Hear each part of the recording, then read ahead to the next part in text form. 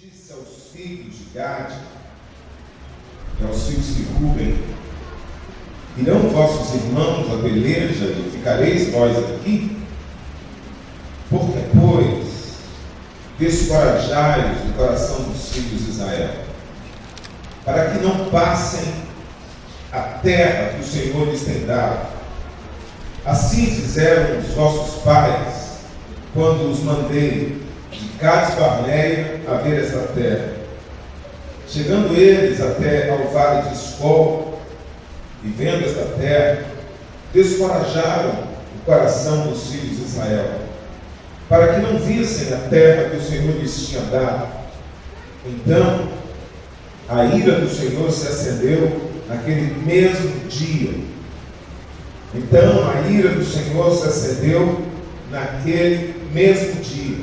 E jurou dizendo: de certo, os varões que subiram do Egito, de 20 anos para cima, não verão a terra que jurei a Abraão, a Isaque e a Jacó, porquanto não perseveraram em seguir-me, exceto Caleb, o filho de Jefoné, o quenezeu, e Josué, o filho de Nun, porquanto perseveraram. Diga, perseveraram. Porquanto perseveraram em seguir ao Senhor. Amém? Pode dar glória a Deus? Pode sentar-se aí no seu lugar.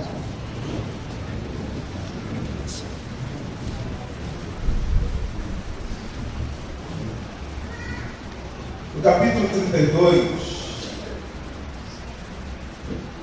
nós vemos duas tribos tomando posse de uma terra, ou querendo tomar posse de parte da terra que Moisés havia conquistado. Há quem pense que toda a conquista ficou a cargo de Josué e Moisés não conquistou absolutamente nada. Mas o livro de Números vai nos mostrar que a terra aquém do Jordão, a terra antes do Jordão, na verdade foi conquistada por Moisés. Aqui era o fim já do ministério de Moisés. Moisés não iria atravessar o Jordão.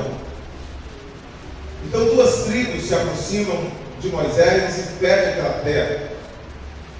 A tribo de Rúben e a tribo de Gade.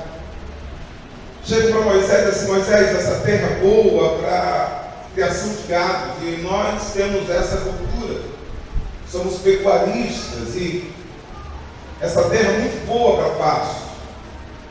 Então Moisés diz assim: como é que vocês têm coragem de me pedir isso? Nós mal começamos a conquista, existe aí uma jornada pela frente, existe um desafio pela frente, existem guerras pela frente, e vocês querem ficar aqui com essa terra de forma egoísta e de forma covarde, deixar os irmãos de vocês irem a peleja sozinhos? Versículo que nós lemos, versículo 6. Moisés disse: a atitude de vocês vai desencorajar o coração do povo.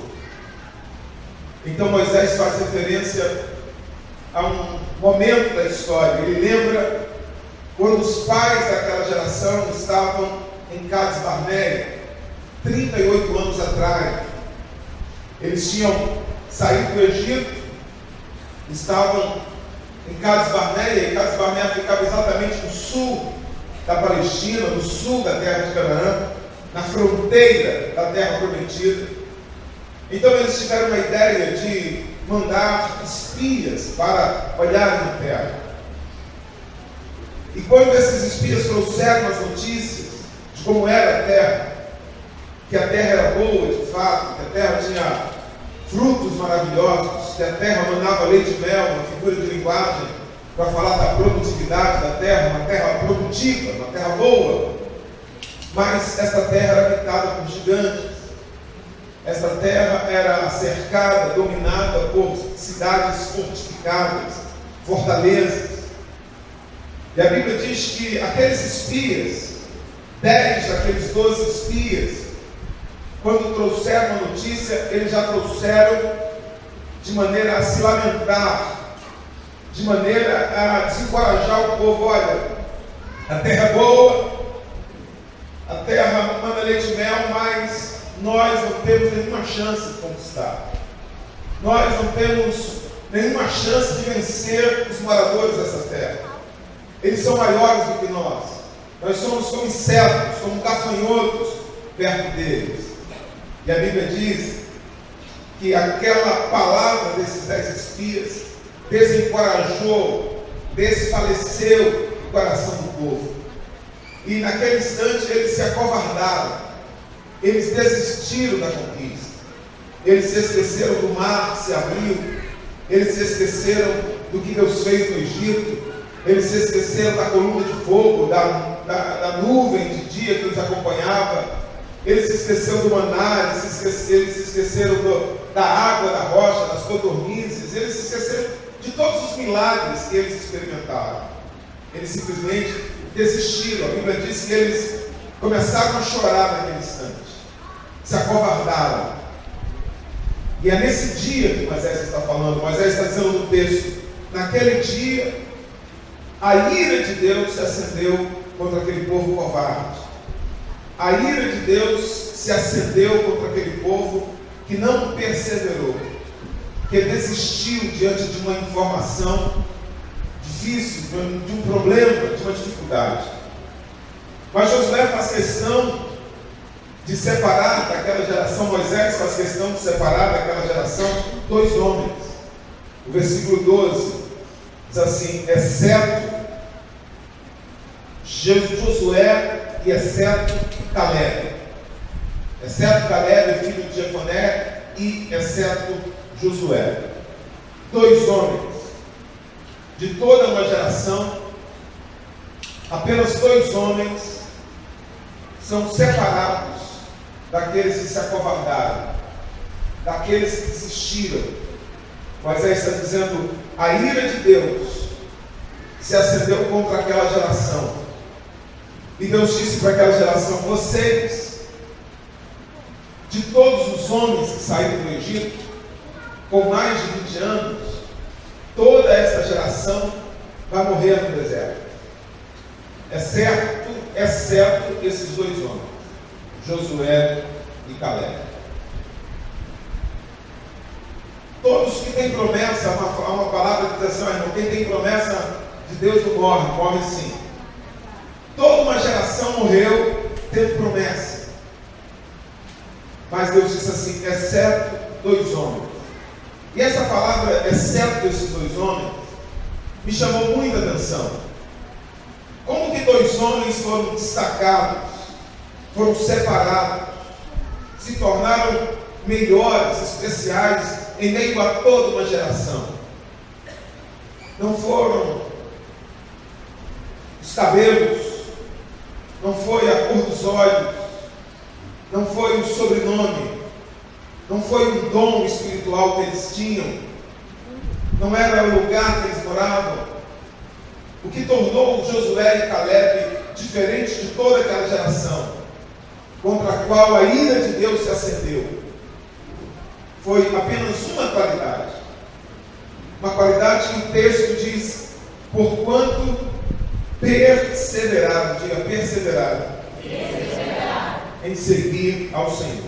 Perseverança. Uma qualidade apenas separou Josué e Caleb de toda uma geração, chamada perseverança. Eu acredito que todo mundo aqui tem ideia ou sabe exatamente o que é perseverança, talvez saiba até melhor do que eu mesmo. Mas eu entendo perseverança como a capacidade que alguns têm de se manter firme diante de uma situação difícil, diante de um problema que se anuncia. A gente tem muitas palavras, nós crentes pentecostais, para definir esses momentos.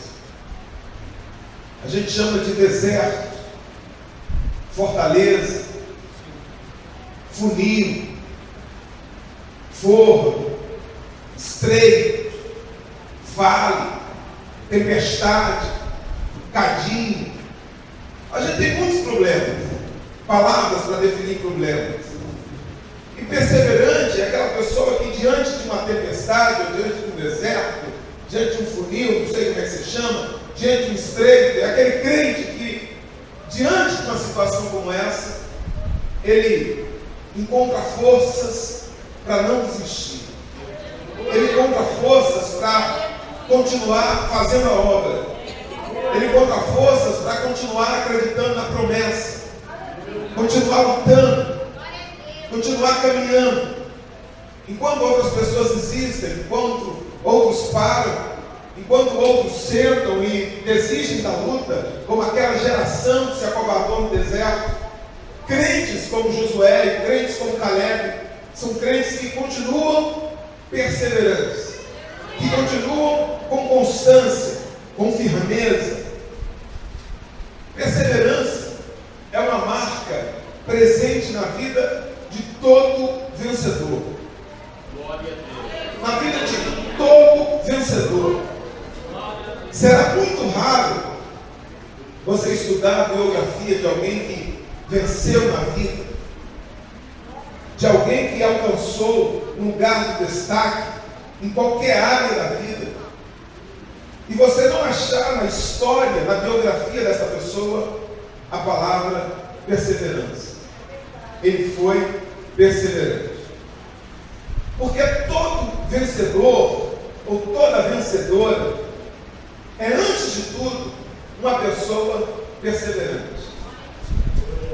É impossível alguém vencer nessa vida, alguém chegar a um lugar nessa vida, se essa pessoa não tiver essa qualidade chamada perseverança.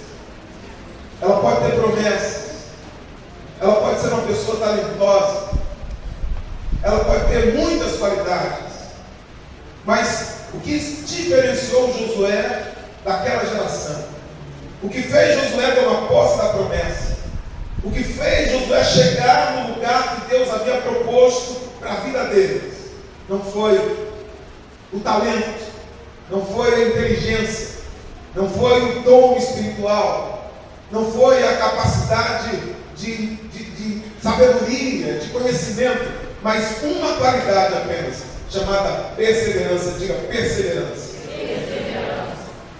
Nem sempre o vencedor ele ganha. Nem sempre nós crentes ganhamos. Uma vez eu estava ministrando para adolescentes e o título da lição era esse. Eu era um adolescente também, mas dava aula para adolescente. O crente nunca é derrotado, o crente nunca perde. E eu ainda adolescente, eu fiquei pensando naquilo, e eu falei, gente, não sei que crente é esse, mas não deve ser para mim esse negócio. E eu perguntei a algumas pessoas mais experientes sobre a história delas, se elas já fracassaram, se elas já perderam, pessoas crentes, certo? Sim, várias vezes eu errei, várias vezes eu me precipitei, várias vezes eu perdi, eu não venci. Então, o crente vencedor, e eram pessoas vencedoras, pessoas bem-sucedidas no ministério, não é aquele crente que nunca perde, não é aquele crente que nunca é derrotado. O vencedor é, na verdade, aquele crente que, quando parece que ele foi derrotado, quando parece que ele está numa cova, quando parece que ele está no forno, quando parece que ele está no deserto, quando parece que as forças dele vai acabar, o crente vencedor é aquele crente que se levanta de novo, é aquele crente que tenta de novo, e não desiste. Então, o vencedor não é aquele crente que nunca perde, o vencedor é aquele crente que é perseverante. Então, perseverança é a principal qualidade, é a principal marca de um vencedor.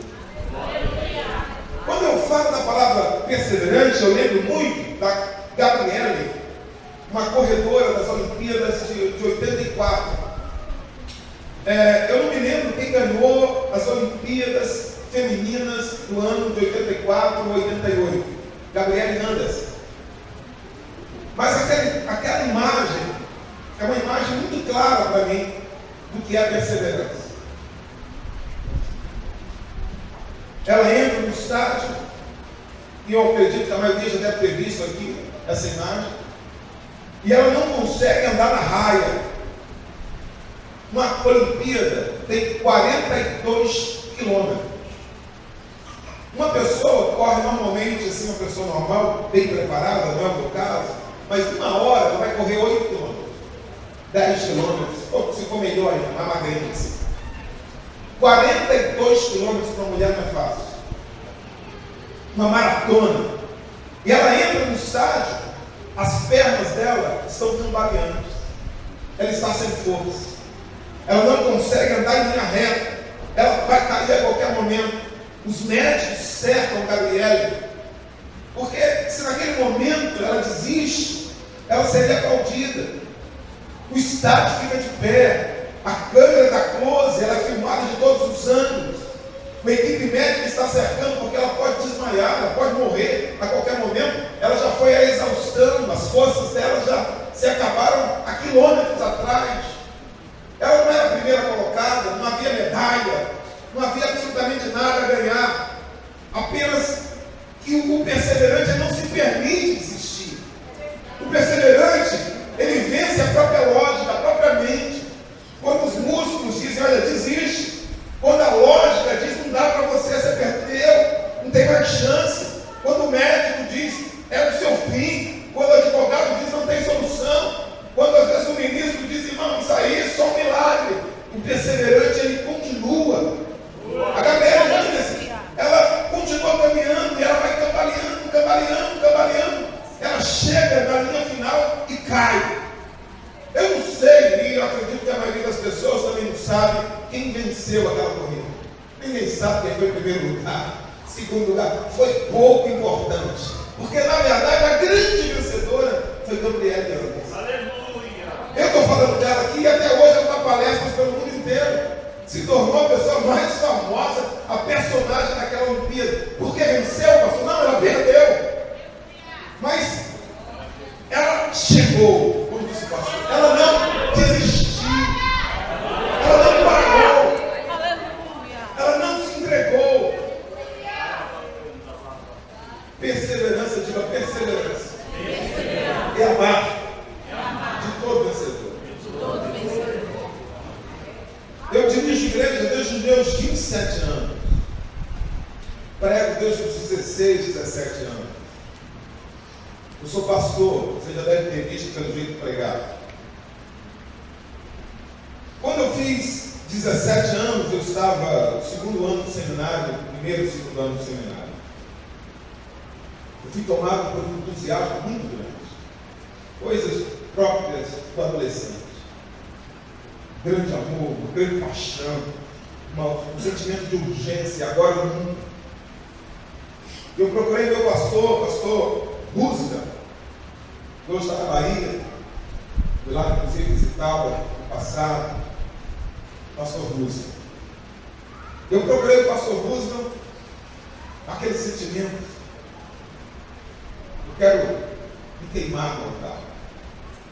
Eu quero me entregar para Deus. Pastor, eu não estou preocupado em casar, em ganhar dinheiro.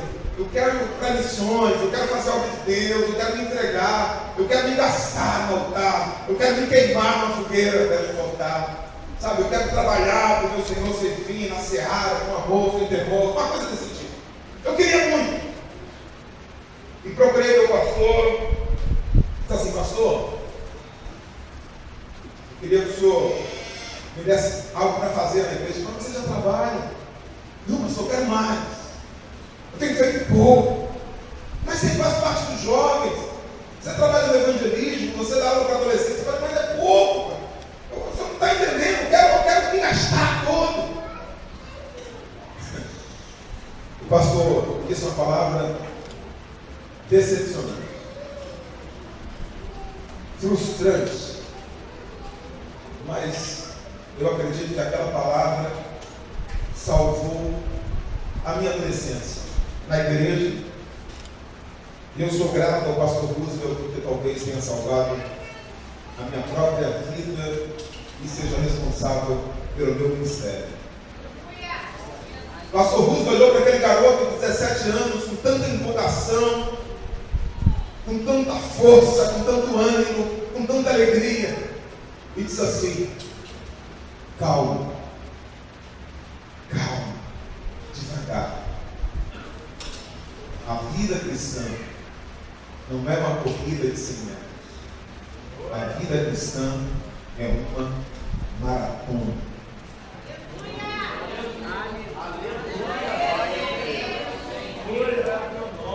Eu não era o único da minha geração. Existiam moços como eu, garotos assim, que queriam fazer de verdade a obra de Deus. A gente, sexta-feira, ficava procurando: vamos para o monte. Onde tem vigília hoje? Vamos orar. Se a gente tivesse um ensaio, começasse a chover, a gente já parava para orar. A nosso barato era, sabe, buscar Deus, ler a palavra, ler livros, estudar. Eu estudava espanhol, queria ser missionário na América Latina. E não era o único. Existiam muitos moços na igreja como eu, pequenininho assim, magrinho, sem cabeça e dente, mas me dava gravata. Eu usava gravata de crochê, tinha 2 calças, era uma animação de 2 blusas, então trocava, variava bastante. E o terno que me dava, eu nem me lembro, o número que me desse eu usava. Você tem número, eu dava aquilo, porque tinha que usar terno para fazer ar livre. E muitos moços eram assim naquela comunidade, muitos moços. Mas eu vi que aquela geração de moços, alguns hoje são pastores comigo também, mas muitos, na semana seguinte, um mês depois, eu encontrava ele na rua e ele não estava mais indo para a igreja, ele estava indo para o baile funk. Aqueles que uma semana estavam num monte comigo orando, na outra semana não queriam mais ir para a igreja, não queriam mais saber de ministério, o sonho de pregar, o sonho de ir para a rádio, o sonho de pregar em congressos, o sonho de pregar em cruzadas, o sonho de ser pastor, ficou no chão, ficou para trás. E eu olhava para aqueles moços e lembrava que o pastor Roosevelt me disse: eles não se prepararam para uma maratona, estavam correndo uma corrida de 100 metros e se cansaram. Quantos crentes eu vejo hoje como pastor, que eram os primeiros a chegar na igreja, que eram os últimos a sair, eram as pessoas mais próximas do pastor, eram as pessoas sempre prontas a servir. Quando o pastor precisava de alguma coisa, lembrava deles. Eles estavam prontos, mas de pau para toda a obra. Mas essas pessoas, por algum motivo, durante a caminhada, tropeçaram em algo, esbarraram em alguém, um problema, uma dificuldade. E essas mesmas pessoas que antes ocupavam os carros na igreja, deixaram seus carros, deixaram seus postos, largaram o arado, não estão mais sentados no banco de uma igreja, estão sentados no sofá, diante de uma TV. Talvez você conheça alguém assim, alguém que quer uma bênção, alguém que você diz assim: tem me chamado, quanto dom, quanto talento, vai ser um pastor, vai ser uma pastora, uma mulher de Deus, um homem de Deus. Mas essa pessoa, por algum motivo, por alguma razão, ela desistiu.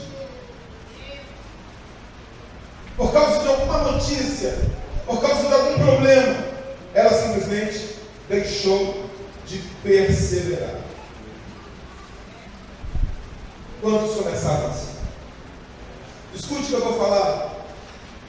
Todo obreiro, ou todo homem, ou toda mulher, que quiser fazer algo no reino de Deus, que quiser fazer algo e ser útil para Deus, quiser ser uma ferramenta na mão de Deus, deve estar preparado para passar pelo teste da perseverança.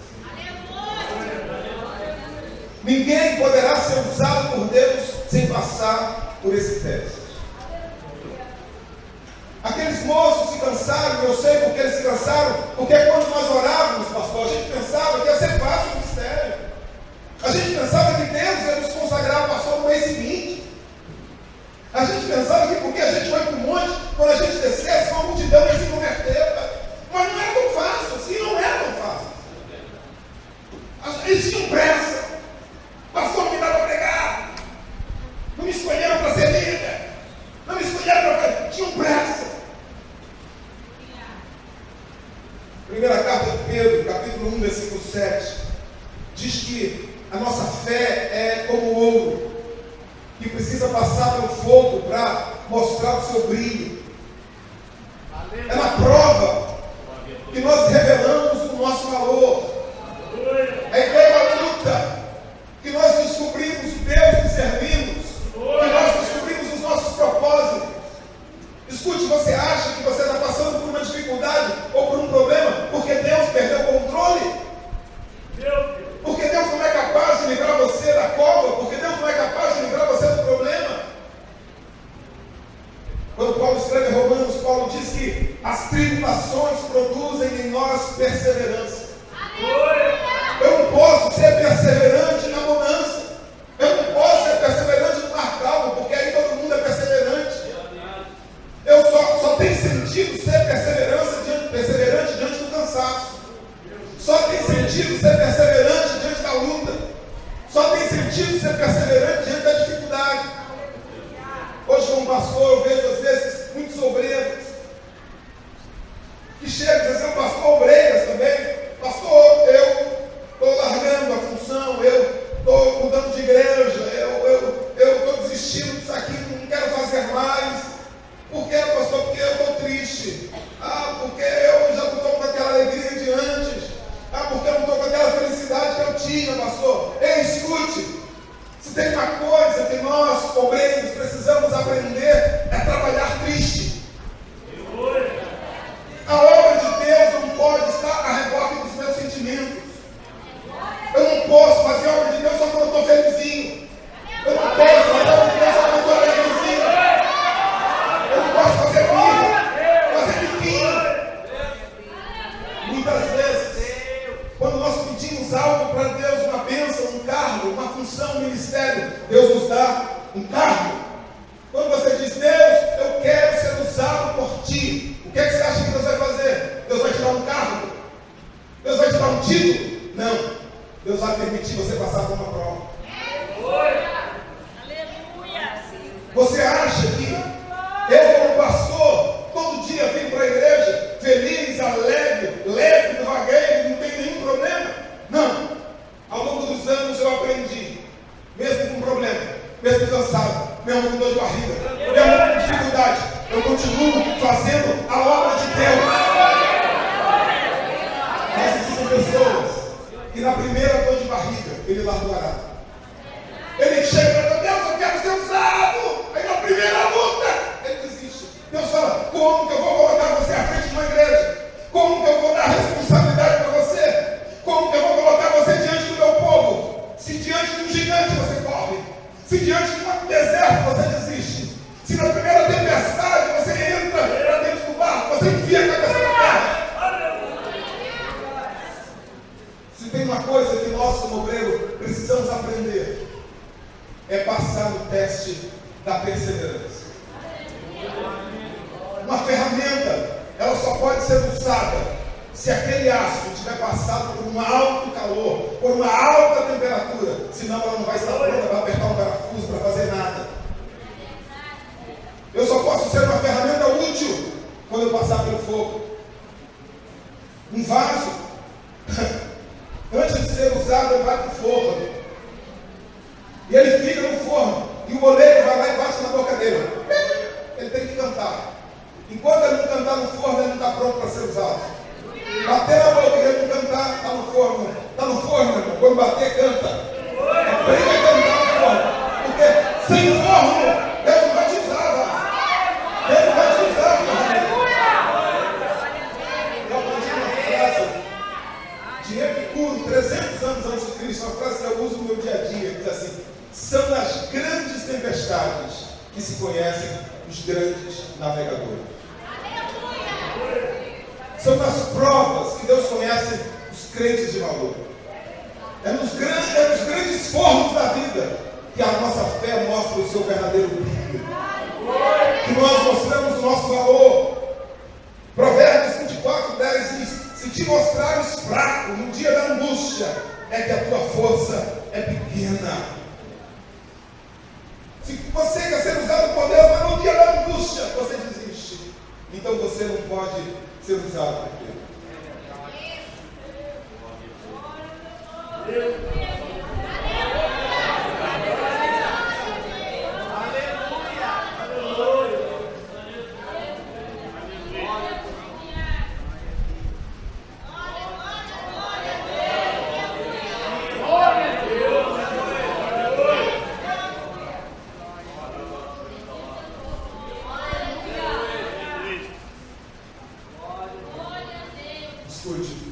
sem perseverança, não se consegue absolutamente nada de valor nessa vida.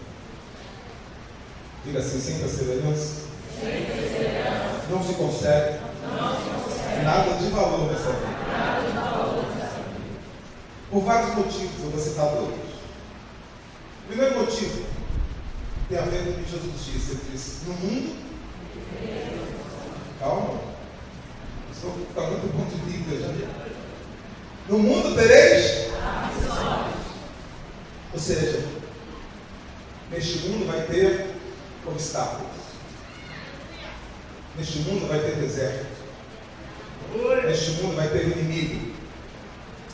Vai ter oposição. Vai ter problema. Só existe uma maneira de você não ter problema nesse mundo. Sai dele. Pedindo para Deus te levar. Porque se você estiver aqui, vai ter problema. Vou perguntar quem tem problema aqui, porque eu tenho certeza que todo mundo vai levantar a mão. Vou começar a perguntar. Porque faz parte dessa vida. Quando a gente nasce, a primeira coisa que a gente faz é chorar. É um prenúncio de como será a vida. Ele vai chorar.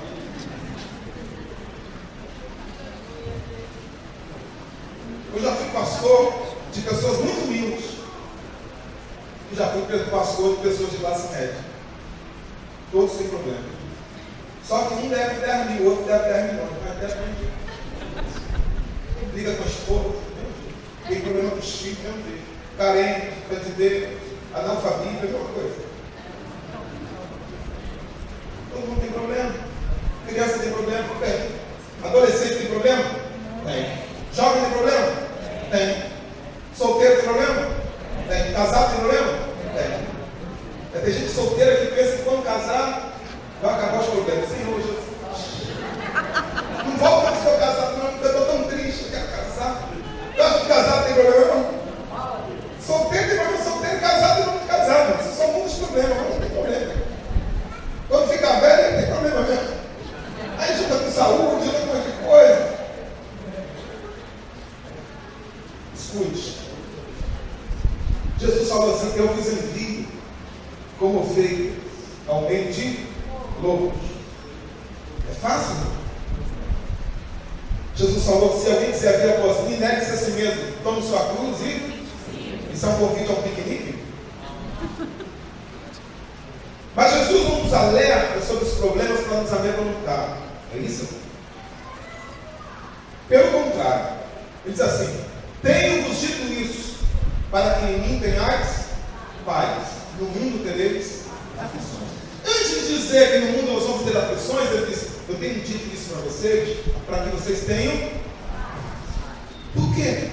Para que os problemas não peguem vocês de surpresa. Para que vocês não fiquem pensando que coisa estranha nos está acontecendo. Não, não é nada estranho. No mundo vocês vão ter aflições. É normal. O que nos faz diferente do mundo não é porque não temos problemas. O que nos faz diferente do mundo são três coisas. Primeiro, Deus está conosco. Você pode estar passando o maior problema, mas eu não sei o tamanho do seu problema, mas Deus está com você. Deus está nesse deserto. Deus está na cova com você. As águas não vão te submergir, os rios não vão te levar, o fogo não vai te queimar, porque Ele está com você. Segunda coisa, Deus está no controle do problema. Ele não é maior que Deus. O teu gigante, o teu inimigo não é maior que o teu Deus. Ele está no controle da situação. Terceira coisa, nos faz diferente do mundo. A nossa vitória é maior que as circunstâncias. Somos mais do que vencedores e nada pode nos roubar essa condição. Independente dos problemas dessa vida, a nossa esperança transcende essa vida. A nossa esperança transcende esse deserto. A nossa esperança transcende essa existência. Não esperamos em Deus apenas nessa vida. Então, nada nos rouba a condição de mais que vencedor. Isso nos faz diferente. Segunda coisa, por que não se consegue nada de valor nessa vida? Porque tudo que tem valor nessa vida não é fácil. Isso é um princípio. Se é fácil, não tem valor. Se está dando mole, meu irmão, se está facinho, não vale nada. Se algo tem valor, tem que lutar. Se algo tem valor, meu irmão, exige esforço. O céu tem valor? Tem ou não tem? A porta é estreita ou larga? O caminho é largo ou estreito? Para tomar o céu, você tomando água de coco, tem que lutar. Porque tem valor. Não precisa. Casamento tem valor? É fácil? É fácil se submeter ao marido? É fácil amar uma só mulher? Mas tem que manter o casamento. É fácil o ministério? É fácil a vida? Não. Tudo que tem valor nessa vida não é fácil. Os melhores rapazes não estão vazios como você tem. As melhores moças não estão numa esquina. Os melhores empregos não estão no jornal de domingo. Você abre o jornal de domingo, sem experiência, 10 mil de salário, é só vida. Os melhores empregos exigem anos de estudo, anos de dedicação, esforço. As melhores moças que digam aqui, elas têm que ser conquistadas. Os melhores rapazes da igreja não são disputados à tapa. Eles têm um futuro, esse é bom. A minha mãe fala, ó, isso aí vai ser tudo de Deus. É raro, não é fácil não. É concorrência. Aquilo que tem valor, meu irmão, exige esforço. Não é raro. É raro. A nação de Israel parece que não sabia disso. Nós vamos sair do deserto, nós vamos sair do Egito e vamos tomar a terra prometida. Oba, aquela alegria. Deus abre o mar vermelho. Deus abre o mar vermelho. Cadê Israel? Cadê? Não, peraí, tem um deserto. Tem um deserto? Tem. Atravessa o deserto. Atravessar o deserto. Pronto, aí a terra. Tem gigante? Tem gigante. Tem crente que pensa que é assim, Deus faz uma promessa, ele roda e pega a promessa. Ei, há uma diferença muito grande entre ter a promessa e ter uma poça. Ter promessa é uma coisa, uma posse da promessa, meu irmão. Tem que lutar. Tem gigante. Tem que atravessar o deserto. Você não pode desistir, né? Você não pode jogar toalha, você não pode parar. A poça está difícil. Está difícil porque tem valor. Está difícil porque é algo bom. Está difícil, você tem que lutar. Mas em nome de Jesus você não vai desistir do teu ministério. Em nome de Jesus você não vai desistir do teu casamento. Em nome de Jesus você não vai desistir do teu sonho. Você não vai desistir do teu negócio. Pode chorar no poço, pode te caluniar, você pode ser jogado na masmorra, pode acontecer o que for, mas o teu sonho, se você não vai desistir dele. Diga assim, eu não vou desistir. Uma música antiga, quem tem mais um pouquinho mais de idade sabe disso. Está assim, laranja na beira da estrada. Ou está bichada, ou tem mariposa por perto. Isso é antigo esse negócio. Está fácil? Desconfia, meu irmão. Eu falo assim, esse hino não tem comigo. Eu já tenho hino não, certeza. Não se luta, sem perseverança, não se consegue nada de valor. É verdade.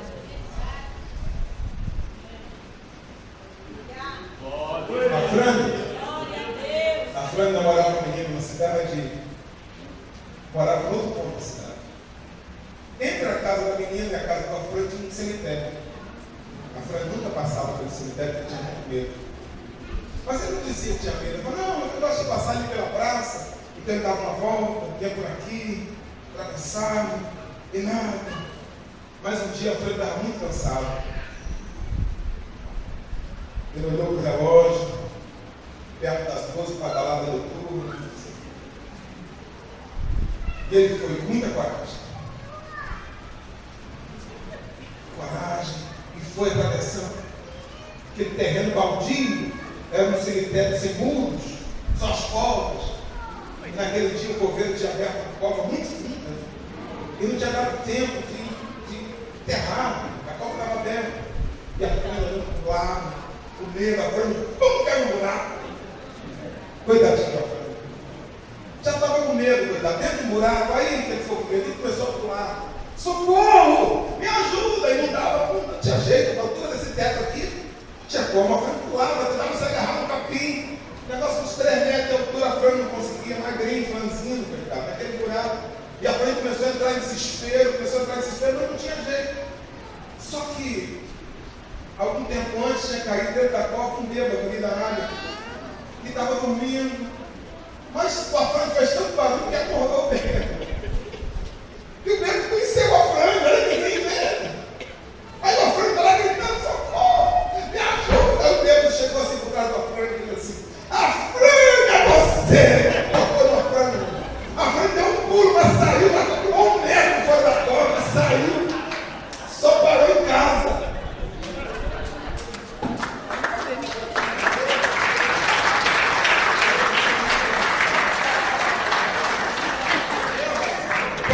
Isso é possível. Isso é possível. Se tiver um muro de 3 metros ali, você pula? Não? Se soltarem 2 pitbulls ali, você pula? Pula. E dá um jeito. Tu vai. O quê? Como é que isso é possível, pastor? É que todos nós somos dotados de um mecanismo de defesa ou de escape. O gatilho desse mecanismo são as glândulas suprarrenais, que lançam na corrente sanguínea a adrenalina. E a adrenalina faz isso, a adrenalina faz o coração bater rápido, acelera a respiração, prende aqui com a digestão, dá força nos músculos, o cara fica rápido, o cara fica forte, e o cara vence qualquer barreira, o cara pula qualquer coisa, o cara se escapa, fica rápido, fica ligeiro. Mas infelizmente, os grandes problemas da vida não são vencidos no susto. A adrenalina ajuda muito pouco, ou quase nada, alguém que tem um filho drogado. A adrenalina não ajuda nada uma senhora que tem um marido alcoólatra, violento. A adrenalina não ajuda o casal que está para se separar. A adrenalina não ajuda nada você que está desempregado, que está entregando currículo, que está estudando, que quer passar por uma prova. A adrenalina não ajuda você, obreiro, a manter seu ministério, a preparar uma palavra, a buscar Deus. A verdade é que os grandes desafios da vida só podem ser vencidos com perseverança. A verdade é que se nós não formos perseverantes, nós não vamos vencer, porque não é um susto. Susto só cura soluço, dizem. Fica bom no soluço, mas um susto não cura um câncer. O susto não cura os desafios da vida. O susto não cura o casamento, os problemas, os filhos, o relacionamento, depressão. Para vencer isso, você precisa ser perseverante. A história da Escócia é uma história emocionante, é considerada uma das histórias mais emocionantes sobre perseverança. A história do rei chamado Robert Bruce, que é contado naquele filme Coração Valente, nós conta lá do William Wallace, mas a história fala do rei, do monarca, Robert Bruce. Conta que Robert Bruce, por 6 vezes, lutou contra os ingleses. E 6 vezes ele perdeu. Júlio Schwartz conta isso no livro Coluna Literária. Diz que na 6ª batalha, Robert Bruce foi destruído pelos ingleses. O exército escocês foi massacrado. E o rei Robert Bruce, na 6ª batalha, teve que sair fugido para salvar sua própria vida e se escondeu dentro da floresta. E passou dias vivendo naquela floresta, em cavernas, em celeiros abandonados, comendo o que achava, comendo o que um soldado lhe levava escondido, mas fugido dos ingleses. Como na história da Escócia, que num dia desses de fuga, Robert Bruce se abrigou dentro de um celeiro, porque estava chovendo muito forte, e ele buscou abrigo num celeiro, abatido. A imagem da derrota, a imagem do fracasso. Tinha lutado 6 vezes contra os ingleses, tentando a liberdade do seu país, e por 6 vezes tinha sido derrotado. 6 fracassos, 6 derrotas. Aquele homem era a imagem de alguém fracassado. Conta a história da Escócia que ele para ali, se senta no lugar e começa a olhar uma aranha que estava tecendo o seu filho e se preparava para lançar o seu filho de um caio para outro caio. E ele fica olhando aquilo, aquela aranha pacientemente tece o seu fio e depois lança para o caio, mas o fio não alcança o caio. E ela tenta pela segunda vez, e o fio novamente não consegue alcançar o caio. E ela tenta pela terceira vez, pela quarta vez. A diferença é que ela não dava sinais de que iria desistir. Ela não demonstrava desânimo. Ela não demonstrava estresse. Pelo contrário, com a mesma paciência. Ela continuou tecendo o seu fio pela quinta vez. E fracassou de novo. Pela sexta vez. E fracassou de novo. E Roberto Cruz começou a identificar naquela aranha a sua própria história. Ele começou a pensar que aquela aranha, o fracasso dela, os fracassos dela, pareciam muito com os seus fracassos. Por 6 vezes ela tinha tentado e por 6 vezes ela tinha fracassado.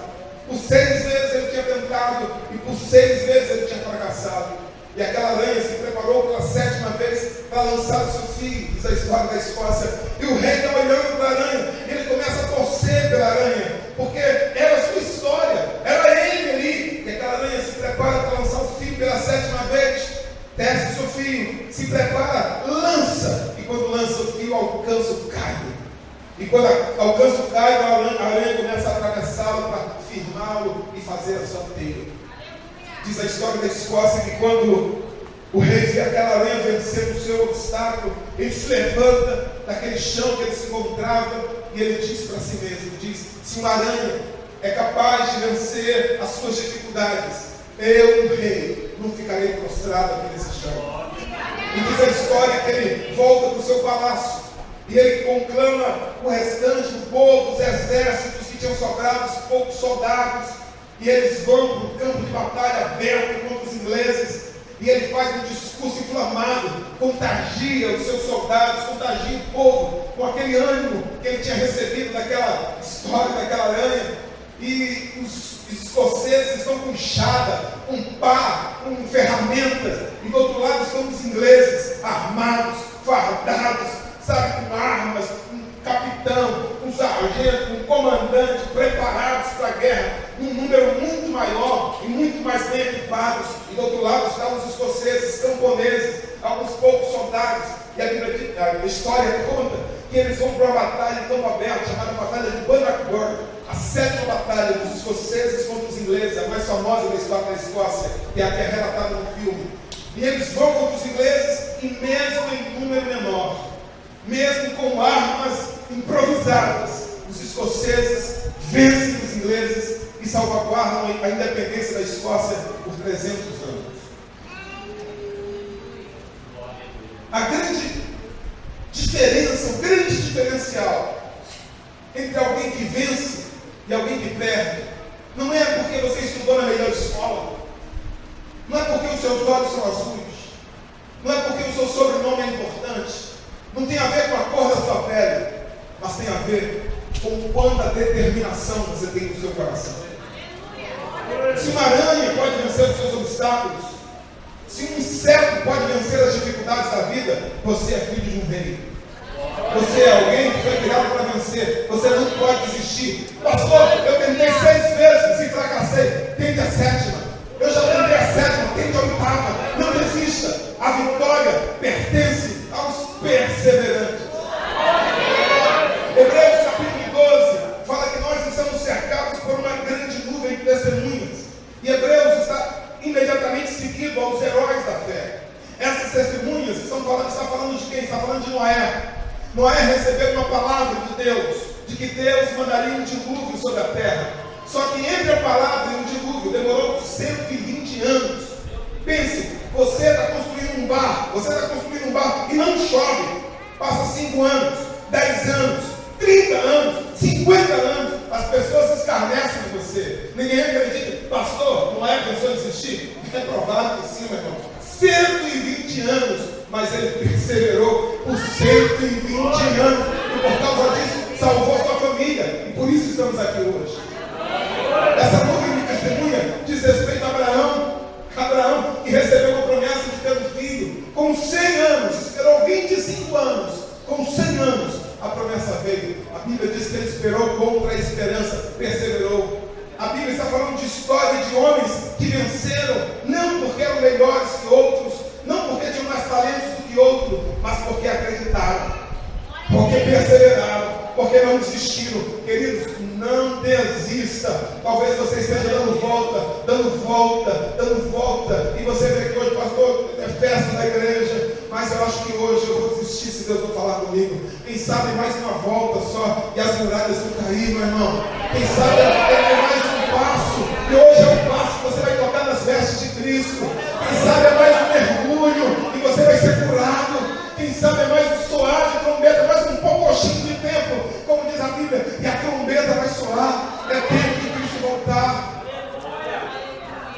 E claro, a maior inspiração de perseverança não é Maranhão, não é Robert Bruce, não é Gabriel Anderson. A maior expressão de perseverança na Bíblia é o próprio Jesus. Quando a gente vê no Getsemane, o que Jesus diz em Getsemane, ele chega com seus discípulos numa noite escura e diz assim: a minha alma está angustiada até a morte. Jesus está murmurando? Não, Jesus não murmurou. Mas Jesus está falando com uma expressão tão dura e tão profunda, tão contundente, porque era de fato como ele se encontrava. Ele não estava exagerando. Não, eu estou doendo demais. Não. A minha alma está angustiada até a morte. A angústia de Jesus foi tão profunda que a Bíblia diz que ele chegou a suar gotas de sangue. Eu estou terminando. O pastor deu liberdade aqui, falou: fica à vontade, mas eu prometo que estou terminando. A angústia da alma de Jesus naquela noite era tão profunda, tão intensa, que ele chegou a suar gotas de sangue.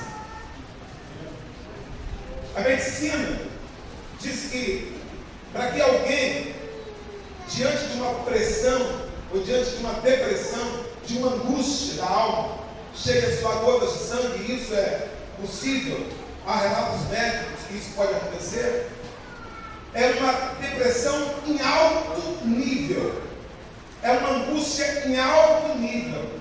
E normalmente uma pessoa, quando chega a esse nível de depressão, de suar gotas de sangue, ela morre apenas com esse fato. É um fato quase certo. Jesus poderia ter morrido ali mesmo no Getsemane. Por isso que ele diz: a minha alma está angustiada até a morte. No Getsemane, Jesus, que tinha essa plena ciência, ele teve a visão clara do que lhe esperava. Ele teve a visão clara do que iria lhe acontecer na manhã seguinte, na manhã que se aproximava. Ele veio para isso, para vencer as obras do diabo. Ele veio para morrer numa cruz. Ele era o cordeiro morto antes da fundação do mundo. Mas agora faltava poucas horas para a cruz. Era o momento ápice da história. E Jesus viu Judas chegando pela manhã e lhe beijando o rosto. Jesus viu ele sendo preso, ele sendo amarrado, ele sendo levado. Ele viu os soldados romanos lhe rasgando a roupa. Ele viu os soldados romanos lhe cuspindo no rosto, lhe puxando a barba, lhe dando bofetadas. Ele viu a zombaria, vestindo ele com vestido de púrpura. Em vez de lhe dar um cetro de um rei, lhe dar uma cana. Em vez de lhe dar uma coroa de um rei, colocar uma coroa de espinho. E depois pegar essa cana e bater na cabeça dele, para que aquele espinho lhe penetrasse o crânio. Ele viu as suas mãos sendo furadas. Ele viu as chicotadas, as 40 chicotadas que lhe dariam, depois mais 39, as chicotadas que ele iria receber. Aquele chicote era feito de correia, de couro, tiras de couro, e tinha pregos na ponta ou pedaços de ossos na ponta. E cada vez que aquela tira batia, a carne rasgava, e muitos morriam apenas nesse flagelo. Jesus viu isso. E ele chega para Deus e diz assim: Pai, e é por isso que ele ora, se possível, passa de mim esse cálice. Pastor, Jesus pensou em desistir, cansou. Jesus queria beber esse cara e disse, não, eu não queria. Pai, eu não quero. Teve medo, pastor? Teve. Como você teve. Como eu tenho medo. Pastor, você já pensou em desistir? Em alguns momentos da vida, eu pensei todo segundo. Acordava segunda para não dar mais. Vou entregar isso. Isso não é para mim não. Mas, graças a Deus, eu tenho um intercessor, eu tenho um sacerdote que me compreende, que me entende. Por quê? Jesus chegou no momento e disse, pai, eu não quero beber esse cálice. Mas eu penso, me permita conjecturar, eu penso que nesse momento Jesus, ele também me viu. Eu penso que nesse momento Jesus também viu você. Eu penso que nesse momento Jesus viu as lutas que você também vai passar. Ele viu essa igreja e ele disse, pai, mas que não seja feita a minha vontade, mas a tua vontade. Se tiver outro caminho, eu aceito. Mas se o teu caminho for a cruz, eu não vou desistir da cruz, porque vale a pena. Porque vale a pena. Vale a pena. Vai valer a pena. Vai valer a pena. Foi esse Jesus que venceu a cruz. Foi esse Jesus que disse, aquele que perseverar até o fim será salvo. Ele não disse, aquele que perseverar até o meio. Aquele que perseverar até o mês de março de 2016. Não, aquele que perseverar até o fim. Pastor, tem promessa para aquele que perseverar até 90%? Não. Pastor, tem promessa para aquele que perseverar até 99%? Não. A promessa é para aquele que perseverar. Até que você chegou aqui pensando, oh, pastor, eu vou parar. Está muito difícil agora. Mas alcançar a vitória, ou ser derrotado, ser o vencedor, ou ser o fracassado, ser abençoado por Deus, ter um ministério abençoado, ter uma família abençoada, ter uma empresa abençoada, conseguir os lugares altos dessa terra, tem a ver apenas perseverar e não perseverar, continuar ou desistir. Eu não quero diminuir os seus problemas, eu não quero diminuir os seus desafios, mas se lembre disso, Deus está com você. Deus está no controle dessa situação. E as suas promessas são maiores que esta vida. Paulo diz que aquilo que Deus tem para nós não pode se comparar com essas tribulações. Toda promessa na Bíblia é para quem venceu. Quando esse Jesus ressuscitado chega para a igreja em Apocalipse, e aquelas igrejas em Apocalipse representam as igrejas em todas as eras, desde a igreja primitiva até a igreja da volta de Jesus, igrejas ali que não têm elogios, igreja que mora no lugar onde é o trono de Satanás, igreja que é perseguida, igreja que é pobre, igreja que sofre, igreja com diversos problemas, mas em toda a igreja há sempre uma promessa: ao que desistir, ao que parar, ao que vencer. Sabe por quê? Porque em todo lugar, por mais difícil que esteja, sempre haverá os vencedores. E os vencedores são aqueles que não desistem. Quantos estão aqui e pode dizer que no mundo espiritual eu não vou desistir? Então essa promessa é para você. O Senhor diz: ao que vencer, dar-lhe esse alimento da árvore da vida, que está no paraíso de Deus. Quantos querem comer esse fruto? Ele diz: ao que vencer, dar-lhe do maná escondido, bem como lhe darei uma pedrinha branca, e sobre essa pedrinha escrito um novo nome, o qual ninguém conhece, exceto aquele que o recebe. Ao que vencer, lhe darei autoridade sobre as nações. Diz: ao que vencer, será assim vestido de vestiduras brancas, e de modo nenhum apagarei o seu nome do livro da vida. Pelo contrário, confessarei o seu nome diante do meu Pai, diante do seu Deus, meu Deus. Ao que vencer, Jesus disse: falei coluna no santuário de meu Deus, e daí jamais sairá. Ao que vencer, dar-lhe-ei sentar-se comigo à minha destra, assim como eu venci e me sentei à destra do meu Pai. Ao que vencer, herdará estas coisas, eu lhe serei Deus, e ele lhe será filho. Ao que vencer. Aleluia. Eu gosto muito da palavra exceto.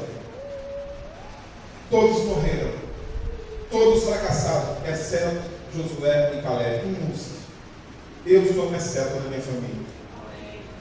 Você é um exceto. Pastor, na minha família todos se divorciam, exceto você. Pastor, na minha família todos desistem do casamento, exceto você. Pastor, na minha família todos desistiram dos estudos, todos desistiram da faculdade, exceto você. Você não vai desistir. Na minha família, pastor, todos desistiram do sonho de montar a própria empresa, você não vai desistir. Pastor, na minha família todos desistiram do ministério, exceto você. Você não vai desistir. Os seus filhos terão orgulho de você. A sua esposa terá orgulho de você. Os seus filhos falarão de você. Na minha família todos desistiram, exceto meu pai, exceto minha mãe. Ele não desistiu da gente. Ele não desistiu da família. Ele não desistiu do ministério. Você não vai desistir. A história vai falar. Todos morreram, exceto João, exceto Paulo, exceto Maria, exceto Antônio, exceto Marco, exceto você.